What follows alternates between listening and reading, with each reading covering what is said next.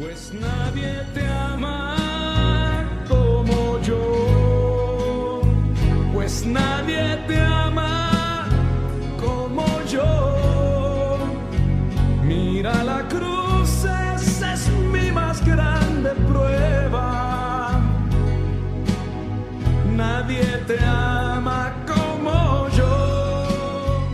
Bienvenidos a Creciendo Juntos en Nuestra Fe Católica, el programa que le ayudará a conocer la riqueza de su fe y a profundizar en su relación personal con Jesucristo en su iglesia. Y ahora con ustedes, el Padre Julián Cardona. Nadie te ama como yo.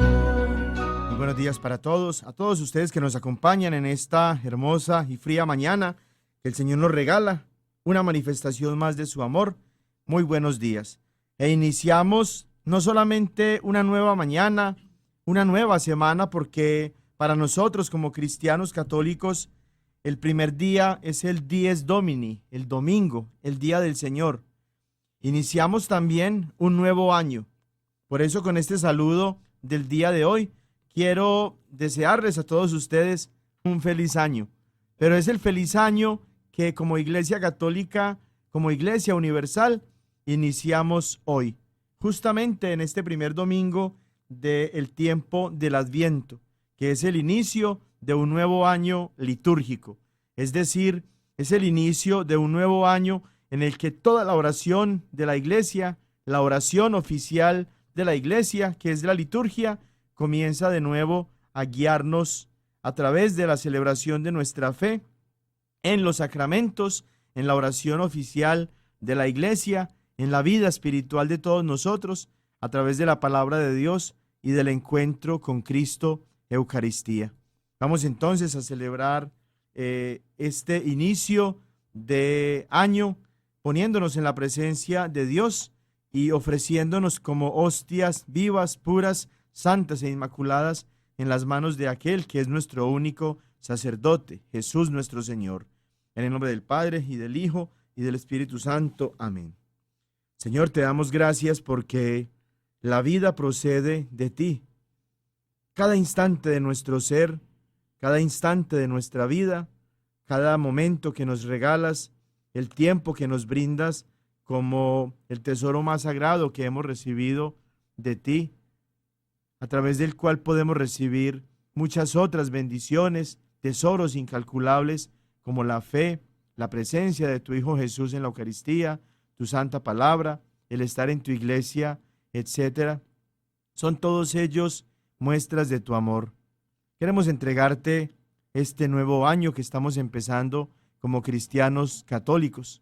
Queremos entregarte los últimos días, semanas que quedan ya de este año 2018, que también estamos preparándonos para despedir. Queremos entregarte los proyectos, las metas, las aspiraciones que tenemos para este nuevo año. Permítenos, Señor, construir nuestra vida estando tú presente. Ayúdanos a disponer todo en nuestro corazón, en nuestras acciones, en nuestras relaciones, de tal manera que tú estés primero, que estés presente, que seas tú el protagonista principal de nuestra vida.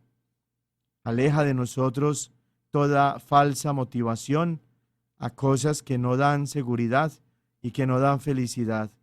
Ayúdanos a tener un espíritu generoso para compartir con los más necesitados.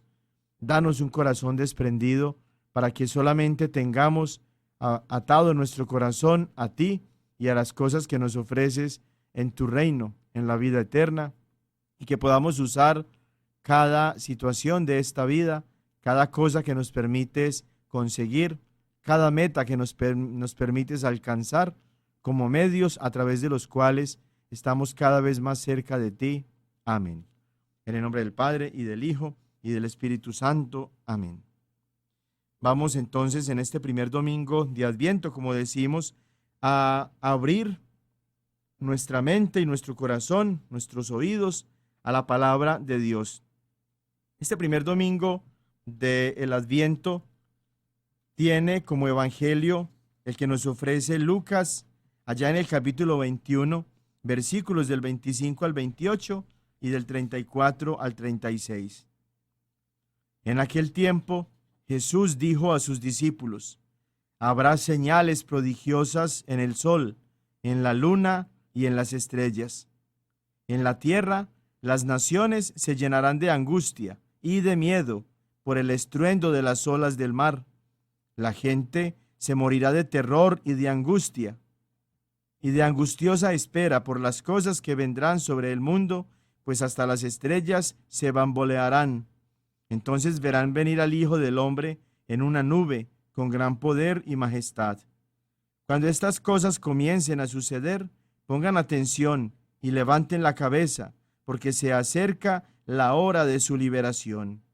Estén alerta para que los vicios, con el libertinaje, la embriaguez y las preocupaciones de esta vida no entorpezcan su mente y aquel día los sorprenda desprevenidos. Porque caerá de repente como una trampa sobre todos los habitantes de la tierra. Velen pues y hagan oración continuamente, para que puedan escapar de todo lo que ha de suceder y comparecer seguros ante el Hijo del Hombre. Palabra del Señor. Gloria a ti, Señor Jesús. En el inicio de este nuevo año litúrgico, es curioso que el evangelio que estamos encontrando, que abre precisamente el tiempo del Adviento y este nuevo año que la Iglesia va a celebrar, sea un evangelio que se refiere no a cosas acerca del origen, sino todo lo contrario. Es un evangelio que se refiere a las cosas que aguardan a cumplirse, a tener lugar en el final de los tiempos. Y es que todos nosotros en el credo siempre estamos recordando y reconociendo como iglesia uno de los artículos de fe muy importantes en los que se habla de la segunda venida de Cristo, en la cual Cristo va a llegar ya como Señor de vivos y muertos, como juez de vivos y muertos. Esta realidad inminente e innegable de la llegada de Cristo por segunda vez, no ya en la humildad de nuestra carne, como un bebecito que nace en el seno de María, que camina con nosotros, que nos enseña, que nos corrige, que nos guía, que nos alimenta, que se ofrece por nosotros en la cruz y que muere y resucita para volver a la gloria del Padre, sino en su segunda venida, ya en la gloria de Dios, en su gloria como Dios, con su poder, con su autoridad para regir, para gobernar y para juzgar. Es una invitación para que todos nosotros estemos siempre preparados, porque como dice Jesús allá en el Evangelio, este evento de su segunda venida va a llegar de repente, como una trampa. En otras figuras del Evangelio, Jesús advierte de la misma forma, diciendo, por ejemplo, que si el dueño de la casa supiera a qué horas va a venir el ladrón, estaría atento, estaría vigilante para que el ladrón no se metiera a su casa. Pero no sabemos el día, no sabemos la hora en la que Cristo va a venir. Y este discurso apologético se llama, porque a este género literario pertenece precisamente esta clase de escritura en la Santa Biblia, el género apocalíptico, ha sido utilizado por las sectas desde hace muchos siglos, prácticamente desde que comenzaron las sectas a existir, allá en 1520 con Martín Lutero y su banda, y de ahí en adelante los protestantes han utilizado este discurso para sembrar el miedo, para sembrar el terror, para obligar a católicos confundidos y poco formados a que se salgan de la iglesia de Cristo y se metan a estos negocios en los que los embaucan y los roban y los estafan y les siembran el miedo a Dios y el odio en contra de la iglesia católica.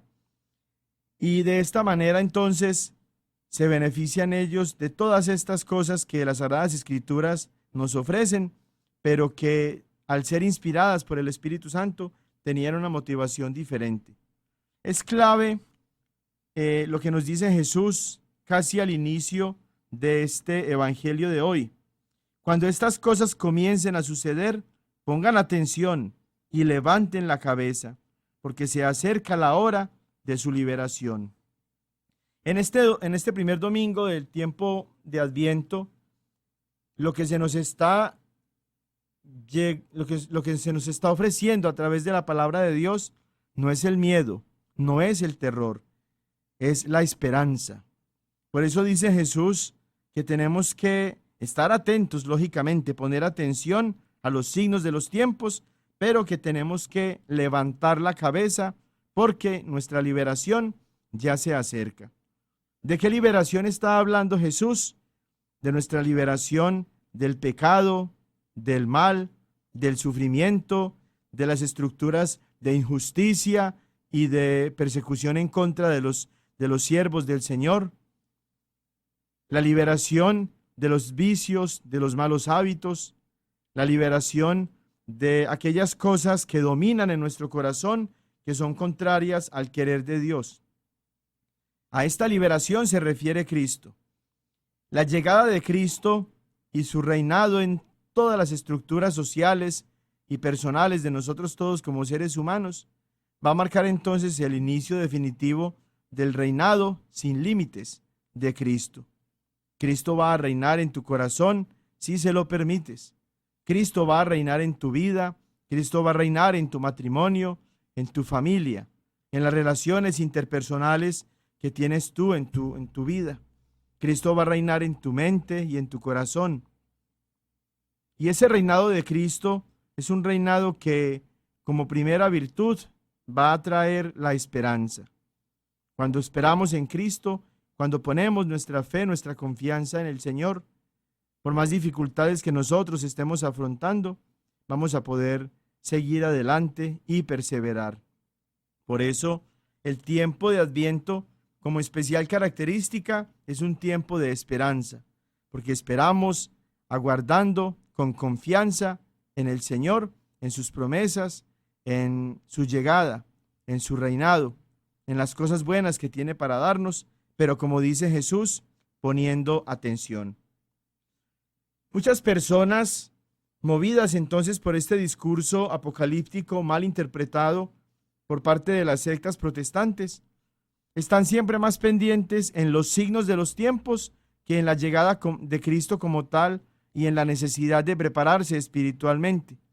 Por eso hay sectas como los Testigos de Jehová que inclusive se han atrevido a poner fechas para marcar el final del mundo. Fechas, por supuesto, que no se han cumplido, porque es que el Espíritu Santo no inspiró estos escritos sagrados para que las personas, según su propia conveniencia y su propio entendimiento, lean y malinterpreten las Sagradas Escrituras. Es palabra de salvación, es un mensaje de salvación para nosotros, lo que el Espíritu Santo nos dejó escrito en las Sagradas Escrituras. De tal manera que nosotros, como dice Jesús al final, nosotros podamos estar velando, haciendo oración continuamente para escapar de todas estas cosas malas que van a suceder y poder comparecer seguros ante Jesucristo en el reino de los cielos. El mensaje central o la clave de este evangelio de hoy no es entonces el de si vamos nosotros a estar para cuando todas estas cosas comiencen a suceder o no. No es tampoco el mensaje central si vamos a saber nosotros el tiempo, la fecha, el modo como todas estas cosas van a ocurrir. El mensaje central es el de que nosotros estemos preparados, que tengamos a Dios en el corazón y que dejemos que el Señor reine en nosotros. Si así lo hacemos, no importa si esta misma noche o mañana o en un mes o en un año se hace realidad el cumplimiento de todas estas profecías, o más aún, no importa si esta noche o mañana o en un mes o en un año nosotros morimos y de igual manera tenemos que comparecer ante el tribunal de Cristo. Vamos a estar preparados, vamos a tener listas nuestras maletas, espirituales, como decía el Papa San Juan XXIII. Y vamos a estar entonces a la espera de que Cristo venga y nos libere.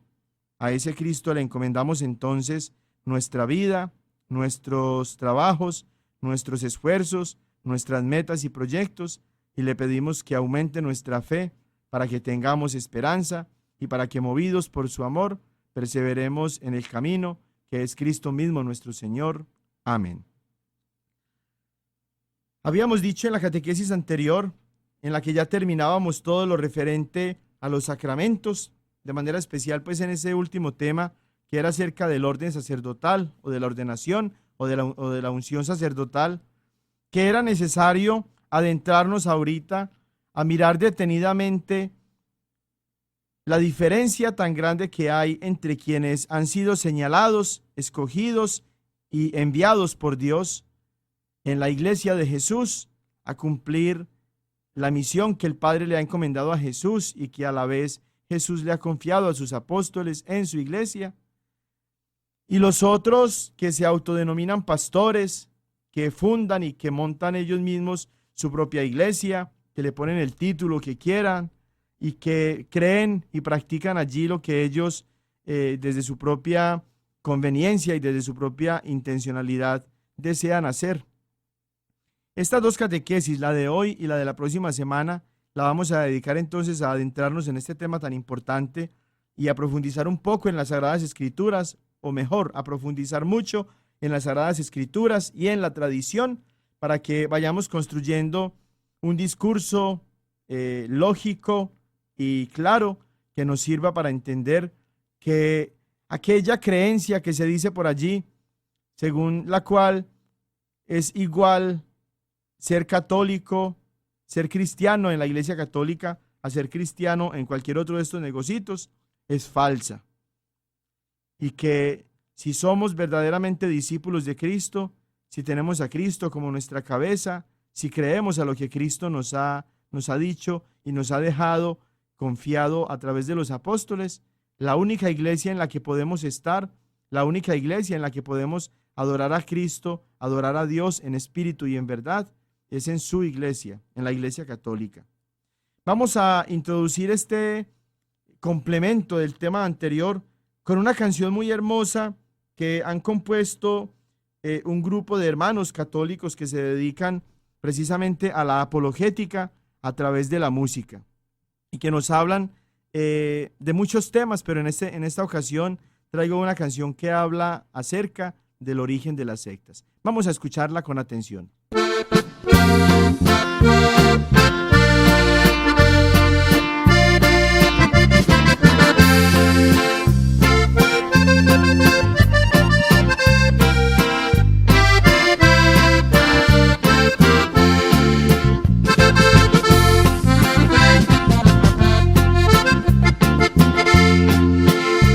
A ti, hermano separado, te hablo con toda franqueza.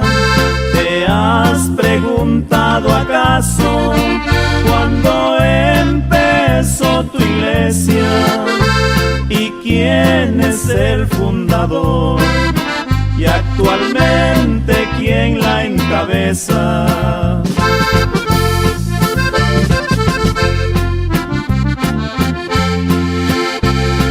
Quiero ayudarte, mi hermano, a salir de ese error. Solo la Iglesia Católica es la que Cristo fundó, y estando fuera de ella no hay ninguna salvación. Sabatistas son fundados por Elena G. de White. Carlos Russell fundó los Testigos de Jehová. Luz del Mundo, Aaron Joaquín. Los Mormones, José Smith.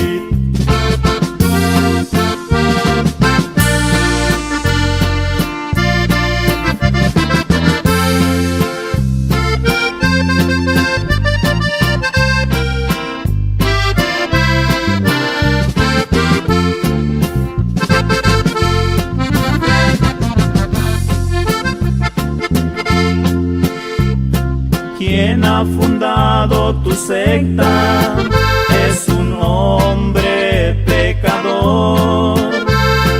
Aunque digas que lo hizo por una revelación, es una visión maligna, Cristo no la autorizó.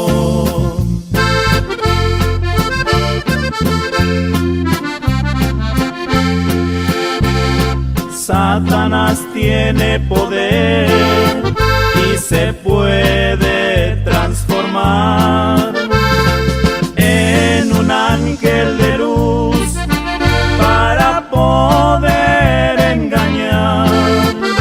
Segunda a los Corintios 11:14, ahí lo puedes comprobar. Sabatistas son fundados por Elena G. de White. Carlos Russell fundó los Testigos de Jehová.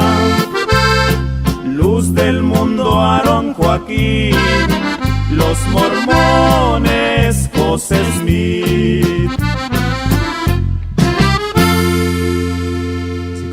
Entonces en la canción es innegable el que tengamos que hablar ahorita, lamentablemente, con los hechos que encontramos cuando vamos manejando nuestros carros, por ejemplo, y cuando vemos una gran cantidad de iglesias, muchas propuestas religiosas que nos venden desde todas estas iglesias, y una diversidad de creencias del mensaje de Dios. Es innegable entonces hablar de la existencia de muchas iglesias, entre comillas, que han sido fundadas por los hombres en el transcurso de los siglos, en el transcurso de los años, sobre todo en esta última parte del tiempo que llevamos a mediados del siglo pasado, a comienzos de este siglo, tantas iglesias que han fundado hombres y mujeres inclusive, y que todas ellas se autoproclaman iglesia, que son cristianos, que son la iglesia de Jesús y que tienen la verdad. Estas cuatro mentiras han llevado a muchas personas a perderse del camino de la verdad y a tomar desde la Biblia las enseñanzas equivocadas que los pastores han vendido y que siguen ofreciendo como productos, como mercado. En lo que se comercia es la fe, la buena voluntad, la necesidad espiritual que tienen muchas personas, la gran mayoría de ellas católicas, porque curiosamente todos los pastores afilan sus baterías y dedican todos sus esfuerzos es a convencer y a confundir a todos aquellos que han sido ya bautizados católicos un día, pero que por no vivir su fe simplemente se los llevan con tanta facilidad. Queda claro entonces también cómo desde las Sagradas Escrituras y desde la tradición apostólica, así como desde la historia y desde la sucesión apostólica, es una sola iglesia la que Jesús fundó.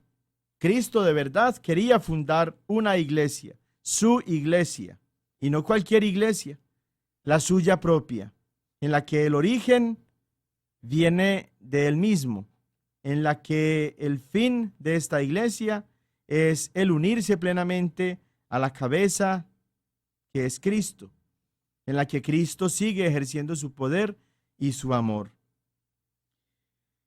En el tema de la iglesia, hace varios meses atrás, cuando estábamos hablando precisamente del tema de la iglesia, dábamos unas características claras desde las Sagradas Escrituras que nos permiten entender cómo solamente lo que se dice en las Sagradas Escrituras acerca de la iglesia se cumple plenamente en la Iglesia Católica. Y eso es así porque la única iglesia que Jesús fundó fue la Iglesia Católica.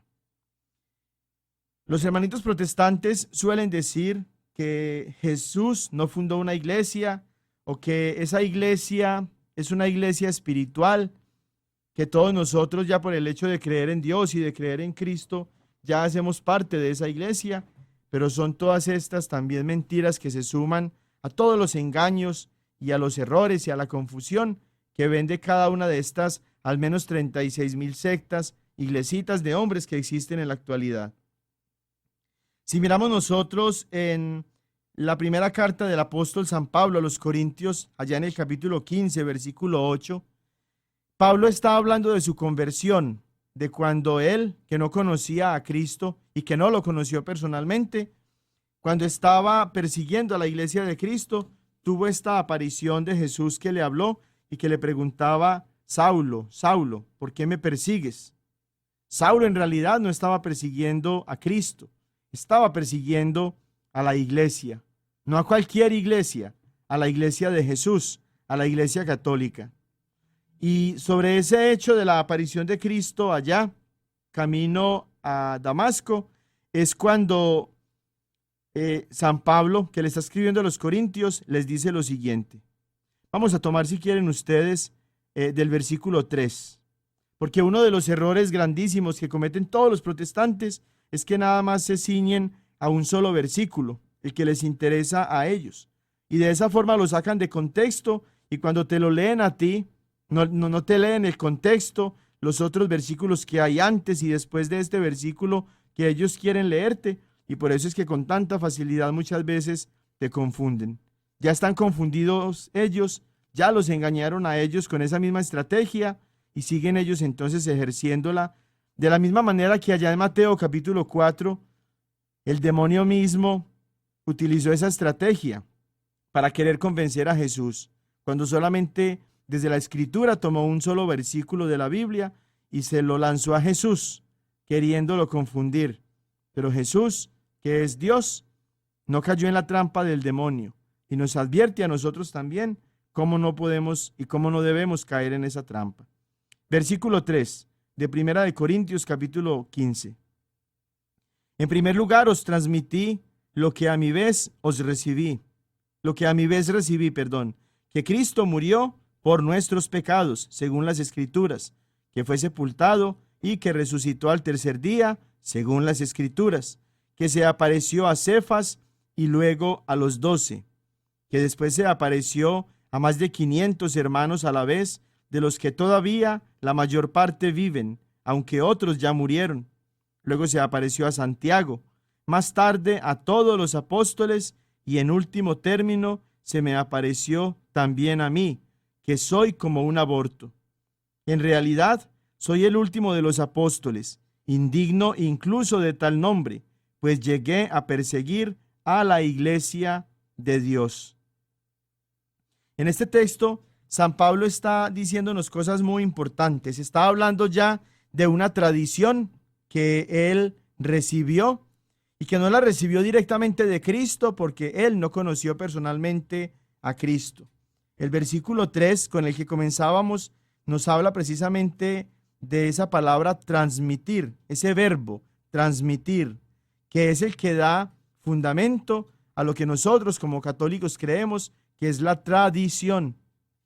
Dice San Pablo allá al inicio de este pasaje: en primer lugar os transmití, es decir, hice parte de la tradición que yo a mi vez también había recibido y que ahora yo les comunico a ustedes. ¿Y cuál es esa tradición?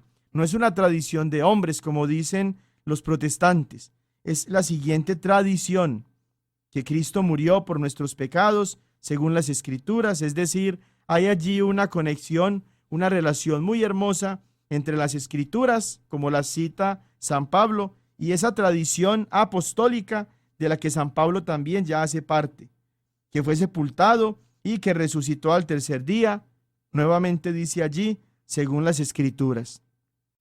Los hermanos protestantes, desde Martín Lutero en adelante, empezaron a creer algo que ni siquiera está en la Biblia, que todo lo que nosotros creemos tiene que estar en la Biblia. Tú le preguntas a un protestante que te busque en la Biblia dónde aparece eso y no vas a saber qué encontrar, porque eso no está en la Biblia, ni en la de ellos, ni en la de nosotros. Porque No es inspiración del Espíritu Santo el que todo lo que nosotros creemos esté en las Sagradas Escrituras. Es absurdo, es ilógico. Solamente lo cree Martín Lutero y todos aquellos que no se convierten entonces en cristianos, sino en luteranos, por seguir las enseñanzas de un hombre, de Lutero. La tradición de un hombre que la han creído muchos y muchas a lo largo de estos 5 siglos en los que las sectas protestantes han venido existiendo. Dice a continuación el versículo 5 que Jesús también se apareció a Cefas y luego a los 12. Fíjense que Pablo está llamando a Pedro con el nombre que Cristo le puso. Acuérdense que Pedro no se llamaba Pedro, en realidad. El nombre real de San Pedro era Simón. Así lo vemos nosotros en los evangelios cuando tiene Jesús el encuentro con Simón, con Pedro. Así lo vemos, por ejemplo, en Mateo capítulo 16, cuando Jesús pone a Pedro como cabeza de su iglesia, pero no lo llama Pedro en primer lugar, lo llama Simón. El nombre real de Pedro era Simón. Jesús, cuando lo escoge a él entre sus apóstoles para que se convierta a Pedro en la cabeza de la iglesia, le cambia entonces su nombre de Simón a Cefas, que es un nombre en arameo y que en griego se dice Pedro, y que tanto en arameo como en griego significa piedra. Este es uno de los datos que Martín Lutero y después de él todos los protestantes han querido cambiar para no reconocer en la iglesia de Jesús, la única iglesia fundada por Pedro, y para no reconocer a Pedro como la única base sobre la cual Jesús fundó su iglesia. Yo los invito a ustedes para que lean, por ejemplo, Mateo capítulo 16, versículos desde el 13 en adelante, para que allí encuentren cómo lo que Jesús le dice a Pedro comienza por el nombre real de Pedro, que no era Pedro, sino Simón. El versículo 16, de manera especial, dice: Simón Pedro contestó: tú eres el Cristo, el Hijo de Dios vivo. Y a continuación, el versículo 18 dice, el versículo 17, dice: bienaventurado eres, Simón, hijo de Jonás. Allí Jesús está usando el nombre real de Pedro. Pero luego el versículo 18 dice: yo a mi vez te digo que tú eres, no ya Simón, sino Pedro. Yo a mi vez te digo que tú eres Pedro, y que sobre esta piedra edificaré mi iglesia. Aquí San Mateo está dándonos el nuevo nombre que recibió Pedro en griego, pero el nombre real que le puso Jesús en su idioma, en el arameo, era Cefas. Y de esa forma Pablo, que no era parte del grupo de los 12, reconoce a Simón Pedro como Cefas, es decir, reconoce a Simón Pedro como piedra de la iglesia. Y es por eso que dice allá en 1 Corintios 15, 5, que él da testimonio de que Jesús se apareció a Cefas, no a Simón, a Cefas, a Pedro, y luego a los 12. Miren que primero se aparece a Pedro solito, y después se aparece a los 12, lo cual indica ya también una jerarquía, un orden, una selección que ya previamente había hecho Jesús, en la que no escogió a nadie más, sino a Pedro, para fundar allí la propia iglesia de Jesús. Y dice después el versículo 6, que después se apareció a más de 500 hermanos a la vez, de los que todavía la mayor parte viven, aunque otros ya murieron. Decíamos hace un ratito que este error, esta confusión, esta falsa enseñanza que brindan todos los protestantes, no importa el nombre que tenga su changarrito, es el de la sola escritura. Es decir, solamente la Biblia es la que tiene la verdad. Bastaría con preguntarle a un hermano protestante que nos busque en la Biblia dónde aparece esto que San Pablo está diciendo aquí. ¿Dónde aparece en la Biblia cuando Jesús se le apareció a más de 500 hermanos a la vez. En los evangelios se relatan las apariciones de Jesús, pero no se relata esta.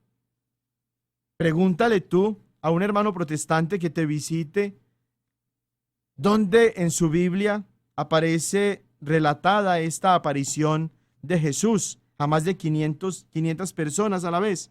No la va a encontrar. ¿Sabes por qué? Porque no existe. De tal manera entonces que es una falsedad lo que dicen ellos cuando afirman que todo tiene que estar en la Biblia. Es completamente falso. Luego dice el versículo 7, luego se apareció a Santiago, más tarde a todos los apóstoles, y en último término se me apareció también a mí, que soy como un aborto. ¿Por qué se está llamando San Pablo un aborto? Nos dice el versículo 9, porque en realidad soy el último de los apóstoles, indigno incluso de tal nombre. No solamente se está llamando San Pablo un aborto, sino que se está llamando él mismo indigno del nombre de apóstol, por la única razón, como nos dice ya el versículo 9, de que él persiguió a la iglesia de Dios.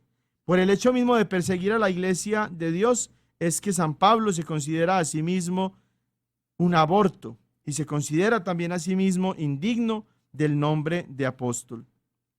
Y de esa misma iglesia, la iglesia de Dios, de la que nos está hablando allí en 1 Corintios capítulo 15, nos dice también San Pablo más adelante cuando le está escribiendo a su discípulo, a Timoteo, al que San Pablo mismo ordenó a través de la imposición de las manos como obispo, lo siguiente. Ustedes buscan allá en 1 Timoteo capítulo 3 y vamos a tomar desde el versículo 14 lo siguiente.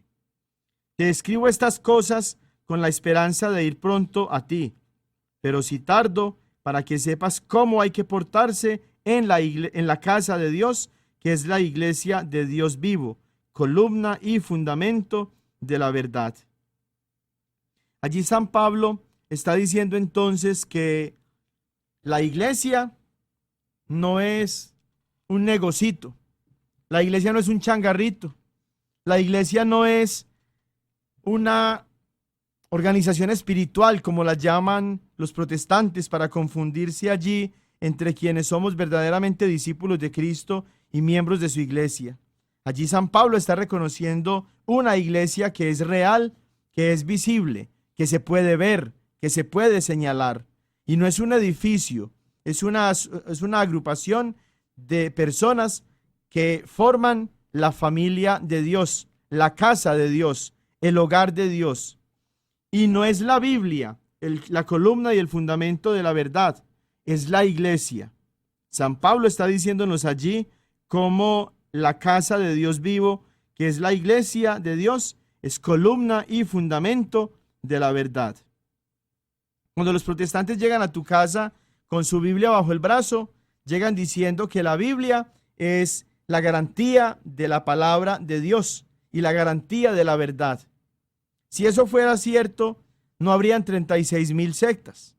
Si eso fuera cierto, todos esos 36,000 grupos enseñarían exactamente lo mismo. Más aún, no existirían, porque estarían ceñidos a buscar la verdad que solamente tiene la iglesia, que es columna y fundamento de la verdad. Que no se enteren los protestantes, pero les voy a contar una cosa. Cada persona, cuando toma una Biblia y cuando la interpreta a su propia voluntad, está ya en camino, en proceso de convertirse en un pastor, en un falso pastor, en un falso apóstol, en vías de abrir su propia iglesia y de ponerle a esa propia iglesia de él un nombre cualquiera y de empezar a afirmar que es la iglesia de Jesús.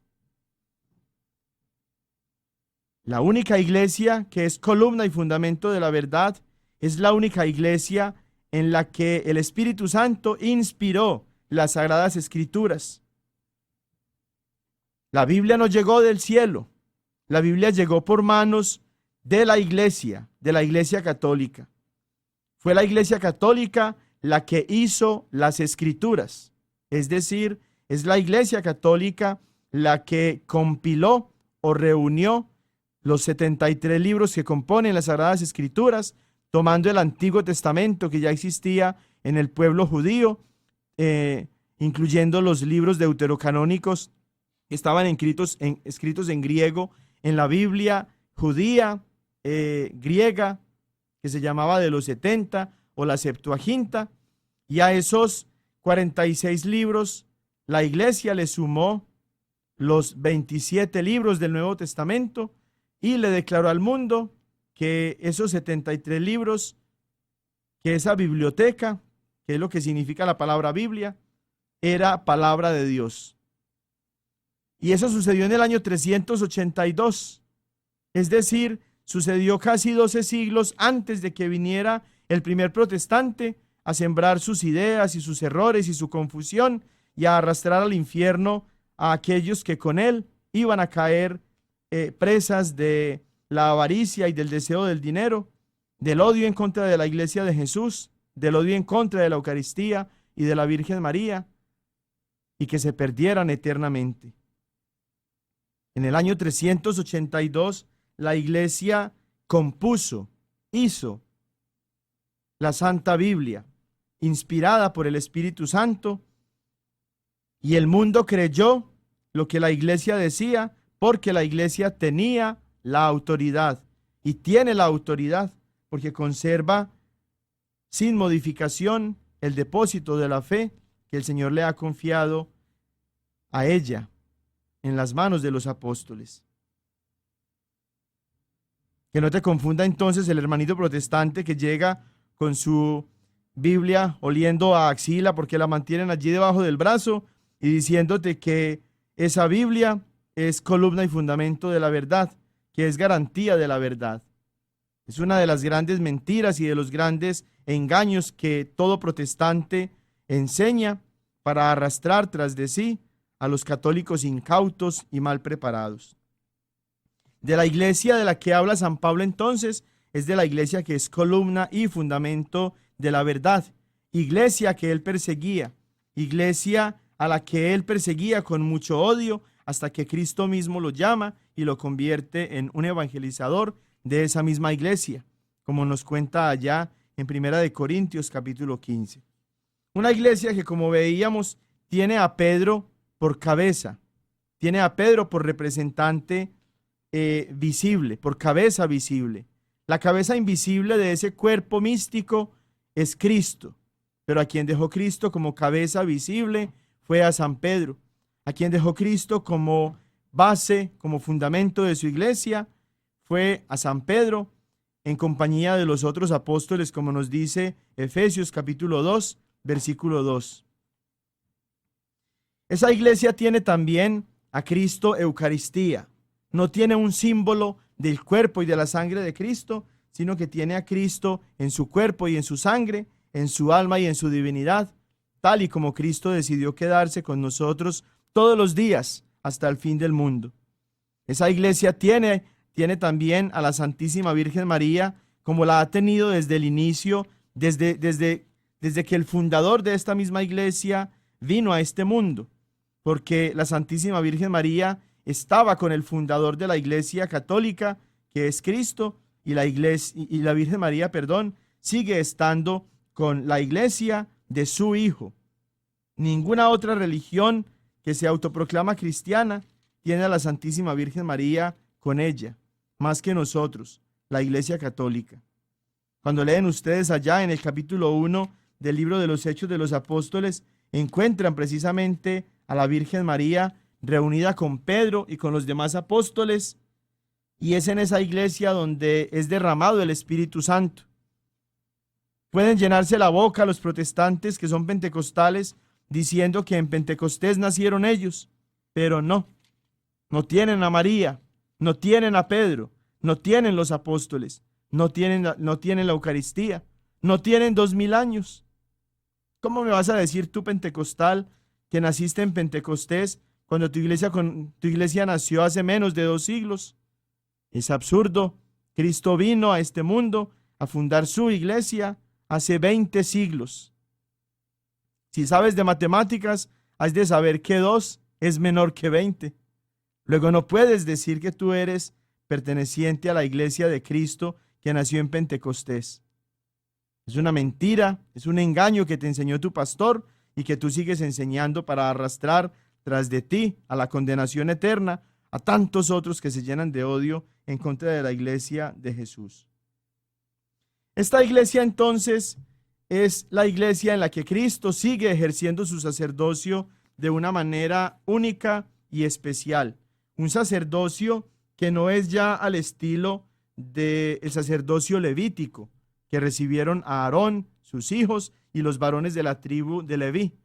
Es un sacerdocio que estaba ya figurado o anunciado en el sacerdocio de Melquisedec, quien ofrece a Dios cuando sale al encuentro de Abraham, no víctimas animales, sacrificios animales, sino pan y vino. Melquisedec, el sumo sacerdote Melquisedec, es figura del sumo y eterno sacerdote que es Cristo, y su sacerdocio es figura del único sacerdocio real, vivo y verdadero, que es el de Cristo, sumo sacerdote.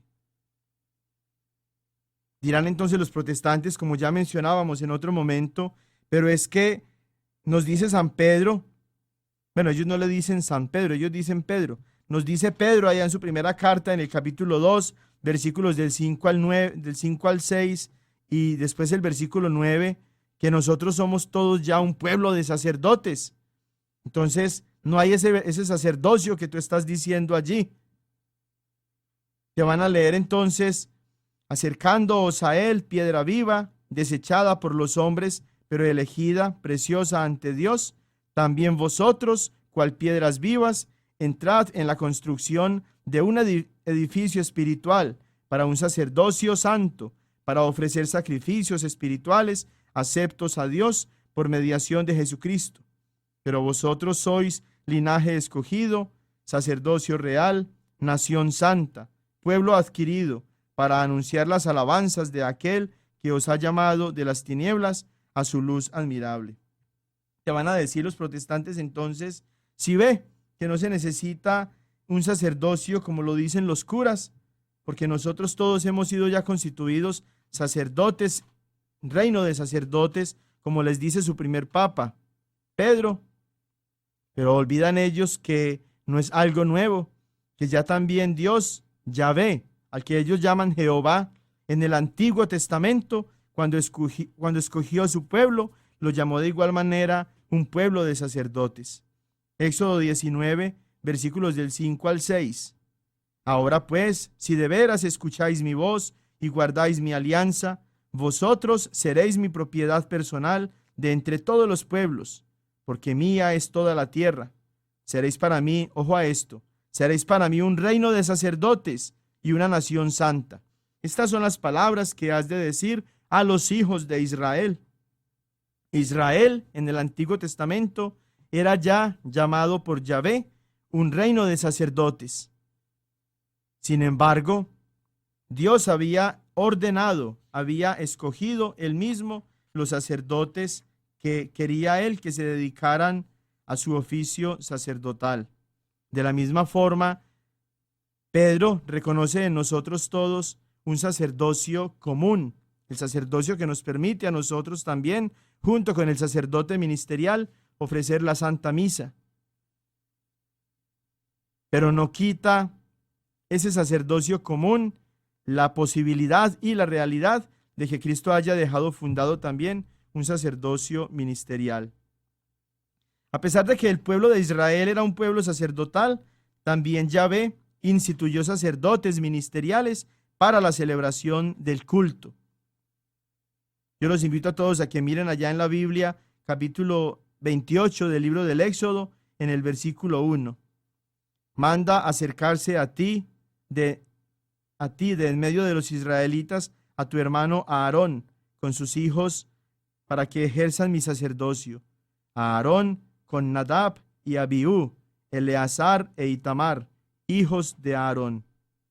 Allí está el mismo Yahvé ordenando, nombrando sus propios sacerdotes ministeriales para que rijan el sacerdocio litúrgico, el sacerdocio ministerial, en el pueblo sacerdotal que el Señor mismo se ha elegido. Solo los sacerdotes y levitas podían estar ejerciendo el oficio del culto. Los levitas que no fueran sacerdotes estaban al servicio de los sacerdotes. Los laicos morirían si se acercaran al altar, porque no tenían ellos ese poder sacerdotal. Miren ustedes allá en Levítico capítulo 3 versículos del 5 al 10. Yahvé habló a Moisés y le dijo: manda que se acerque la tribu de Leví y ponlos delante del sacerdote Aarón, que estén a su servicio. Se encargarán de las obligaciones que incumben a él y a toda la comunidad ante la tienda del encuentro, que era el lugar en el que Dios se encontraba con Moisés, prestando el servicio en la morada. Cuidarán de todos los utensilios de la tienda del encuentro, de las obligaciones que incumben a los israelitas, prestando servicio en la morada. Donarás los levitas a Aarón y a sus hijos en concepto de donados. Les serán donados de parte de los israelitas. A Aarón y a sus hijos los alistarás para que se encarguen de sus funciones sacerdotales. Y ojo a esto, el laico que se acerque morirá.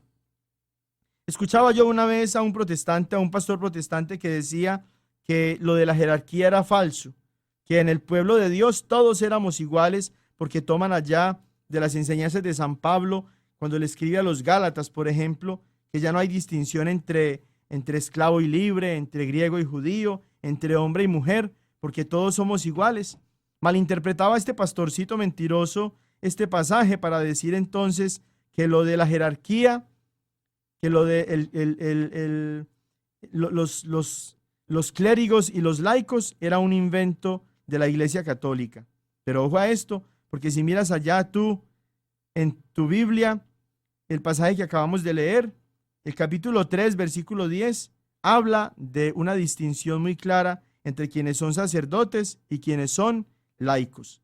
Los sacerdotes tenían el poder, la facultad, la autoridad para ejercer el culto litúrgico, y los laicos, si se acercaban, estaban condenados a morir.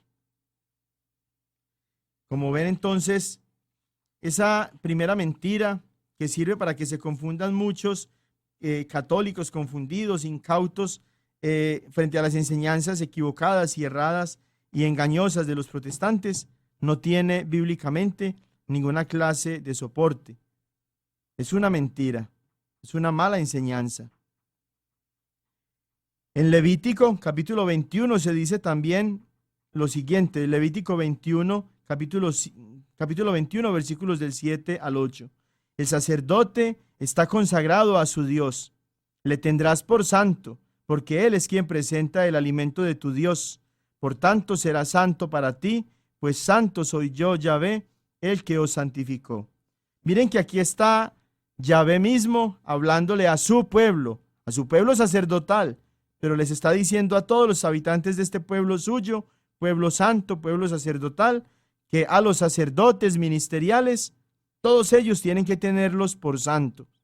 No porque sean ellos santos en sí mismos, sino porque santo es Yahvé, y porque la tarea, la misión que está cumpliendo este grupo de sacerdotes es una función santa, presentar el alimento de Dios.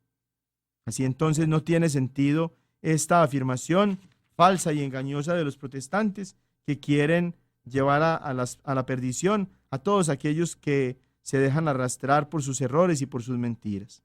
Vamos a hacer una pausa entonces en este tema para que escuchemos unos anuncios y comerciales muy importantes. Hay 8 parroquias cerca de sus casas en las ciudades de Lenoir City, Knoxville, Oak Ridge, Alcoa y en Maynardville, en las cuales los hispanos ya hacemos presencia y tanto nuestros sacerdotes como los líderes laicos han desarrollado programas en los que ustedes pueden participar en español. Estas iglesias tienen misa en español durante estos horarios. Todos los sábados a las 7 de la noche en Lenoir City en la parroquia Santo Tomás Apóstol, en Knoxville en la parroquia Todos los Santos, All Saints, y en Alcoa en la parroquia Nuestra Señora de Fátima. Todos los domingos puede asistir a misa en español en las siguientes iglesias y horarios.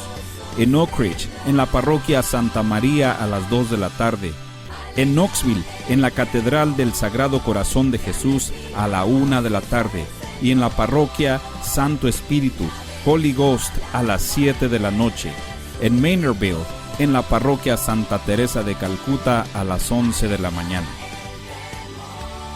Si desean más información sobre la Iglesia Católica o dónde pueden ustedes asistir a misa en otras ciudades y celebrar los sacramentos, por favor llamen a la oficina del Apostolado Hispano al 865-637-4769.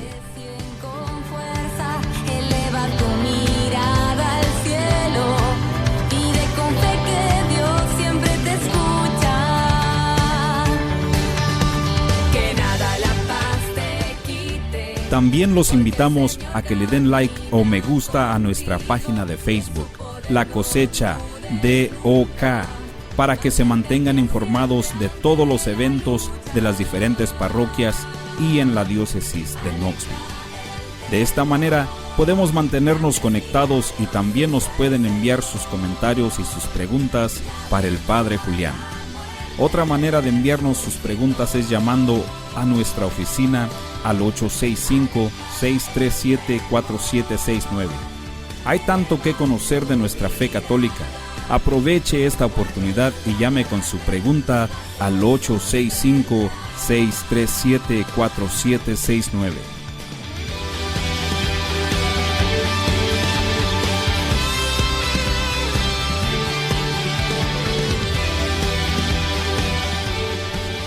La Iglesia de Santo Tomás Apóstol de Lenoir City los invita a formar parte de su gran familia hispana. Ustedes están invitados a participar en el grupo de oración todos los jueves de 7 a 9 de la noche en el Centro de Vida Parroquial. La iglesia también ofrece clases de inglés y clases de español. Los invitamos al grupo de jóvenes y a los grupos de estudio de la Biblia. Para más detalles necesitan llamar a la oficina parroquial de lunes a viernes de 9 de la mañana a 4 de la tarde al 865-986-9885, 865-986-9885. También les anunciamos el horario del sacramento de la confesión, todos los martes a las 6 de la tarde en la iglesia. Los sacerdotes que hablan inglés y español los animan a que acudan a este sacramento regularmente. Y recuerden que todos son bienvenidos a la iglesia de Santo Tomás Apóstol de Lenoir City. Para anuncios de próximos eventos, por favor, vea La Cosecha.